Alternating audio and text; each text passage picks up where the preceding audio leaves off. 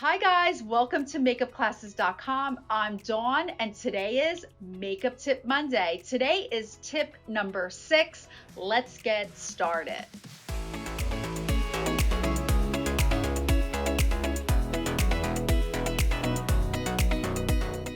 Remember to switch your brush after you countershade highlighter on the cheeks. If you use the same brush for the shade, contouring, and blush, you could add light reflective properties to that area too. So makeup artists, it's really important to be aware of what tools you're using for what products, what formulas, and what colors. There's a phrase that I've coined, and that is color contamination.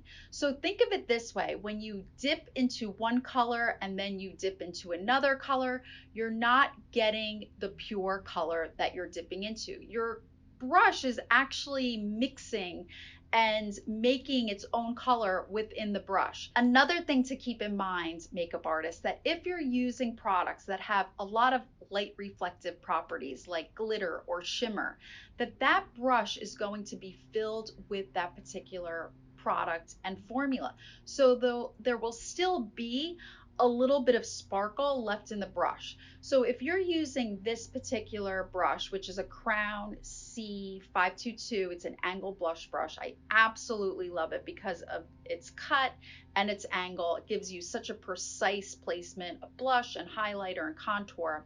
So if you're using this brush and it's full of highlight product and shimmer or glitter, and then you go into, let's say, your darker color, your shading, like where you want to contour, you're actually going to bring a lot of that light reflective properties into the dark part. Now think about it. Highlight is to bring light to the face, right? You want to maximize that area.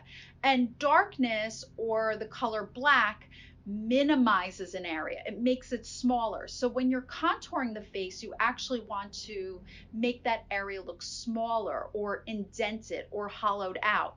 If you're bringing light into that area with your sparkle and your shimmer, you're actually kind of counteracting your shading.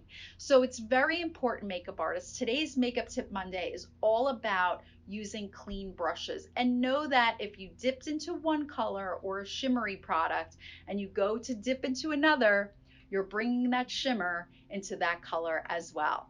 Well guys, I hope today's Makeup Tip Monday helped. I'll see you next week on MakeupClasses.com.